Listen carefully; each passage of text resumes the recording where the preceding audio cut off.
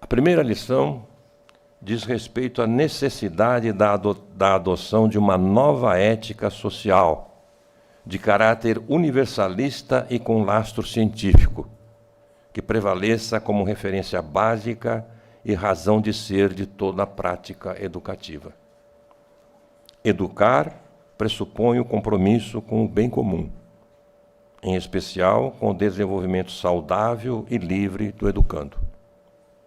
Bem comum significa bem de todos.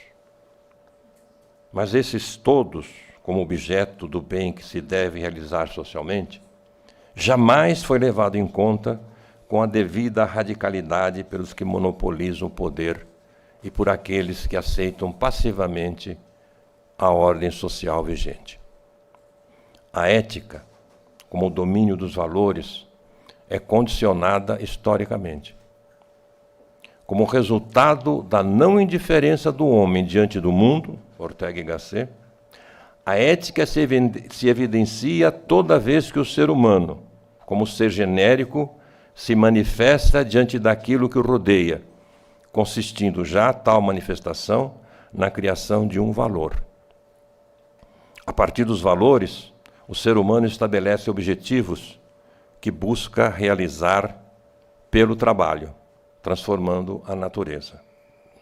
É assim, pois, pela aplicação de sua vontade, que o homem se destaca da necessidade natural, ao transformar o mundo e fazer-se humano histórico. Com isso, se faz sujeito, guiado por sua vontade, na transcendência da natureza. Retenhamos esse conceito de sujeito, que sintetiza a especificidade do homem como ser histórico. Sempre que nos referimos ao bem comum, a realização pessoal e a felicidade de cada um, é sua realização como sujeito que deve estar presente em primeiro lugar. Mas voltemos ao nascimento dos valores. Quando se manifesta diante do real, fundando a ética, o homem o faz com base no conhecimento que tem desse real.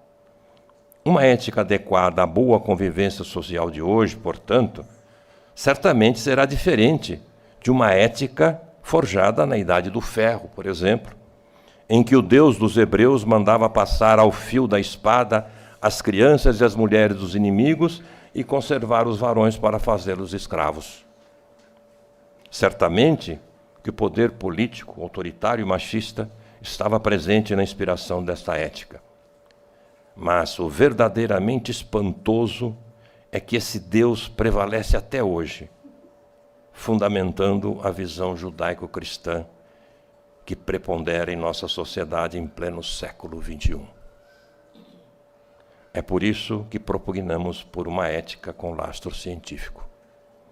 É preciso, pois, aposentar essa velha ética, baseada na fé, na crença, no mito, na aparência, na ignorância, no medo. O bem que se faz ao outro não pode ter como motivo a salvação da alma de quem o faz, ou obediência a dogmas provindos de profetas e demiurgos. Em sentido radicalmente oposto a essa visão de mundo, o que minha prática pedagógica e política tem me convencido é que, para fazer frente aos múltiplos problemas de relacionamento social no mundo atual, é preciso ter conhecimento mais próximo possível de como se produz a vida material e como tal produção está intrincada com a disposição do poder político vigente. A nova ética deve basear-se em conhecimento objetivo da realidade, buscando as formas de que se dispõe para produzir o bem para todos. Há mais de 150 anos, desde a publicação de O Capital por Karl Marx, o mundo dispõe de uma teoria que dá conta cientificamente da produção material da existência humana, elucidando as leis que regem a divisão social do trabalho e o exercício da dominação por aqueles que monopolizam as condições objetivas dessa produção.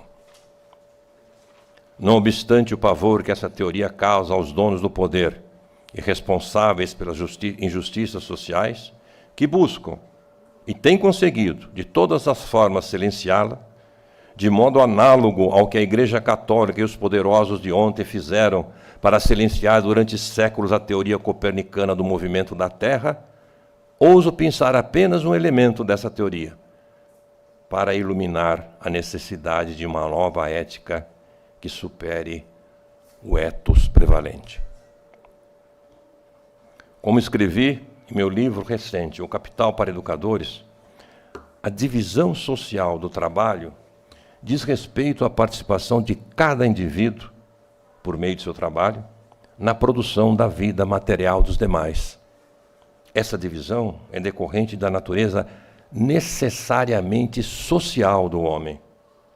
Embora ele mesmo produza sua existência material, apenas uma pequeníssima parte ele o faz diretamente, tendo de contar com o trabalho de outros para produzi-la em sua completude.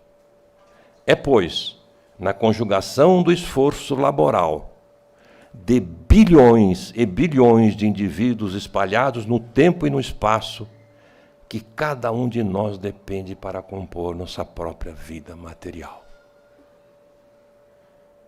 Pode-se dizer que não é o homem que trabalha, é a humanidade que o faz por intermédio de cada um de seus componentes individuais. Não apenas dependemos uns dos outros, mas fazemos parte de um corpo unitário chamado humanidade. Daí decorre a questão ético-política fundamental que estou procurando tratar aqui. O contributo que recebemos de toda a humanidade nos faz corresponsáveis por seu destino.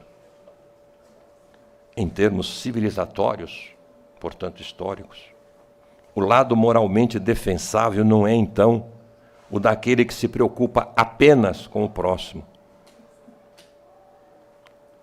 Até porque dependemos infinitamente mais de nosso distante. Nem o que apenas usa da empatia para colocar-se no lugar do outro, mas aquele que, consciente de seu lugar na humanidade, de sua responsabilidade social, coloca o outro e a si mesmo a serviço da humanidade, sofrendo quando qualquer de seus membros sofre, indignando-se quando qualquer de seus membros é ofendido, regozijando-se com a felicidade dos outros e responsabilizando-se pelo bem comum da humanidade. Em linguagem comum, o amor ao outro deve ser visto como pressuposto e consequência do amor a todos os outros. Deem a essa ética o nome que quiserem. Eu prefiro chamá-la comunismo. O comunismo, embora certamente suponha a consideração do econômico, nele não se detém, pois a razão de ser do próprio econômico deve ser sempre a felicidade integral da sociedade, o bem comum. Que todo educador, esta é a lição que gostaria de ver ensinada aos educadores, que todo educador, toda educadora se encharque, esse é um termo freiriano, se encharque de convicção e responsabilidade na construção da universalidade do humano histórico. Para citar Hannah Arendt, aspas, qualquer pessoa que se recuse a assumir a responsabilidade coletiva pelo mundo não deveria ter crianças, e é preciso proibi-la de tomar parte em sua educação. Fecha aspas.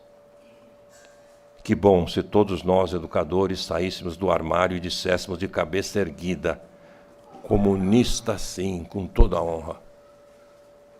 Para fazer frente a esse obscurantismo disseminado na população em geral e pensar em construir uma sociedade melhor, preocupados com o comum, com o público, com a escola pública, com o saber público, preocupados com a apropriação da cultura, de modo a construir um mundo melhor, de pessoas iguais em possibilidades de vida, de acesso à sua própria possibilidade de produzir a vida, iguais no sentido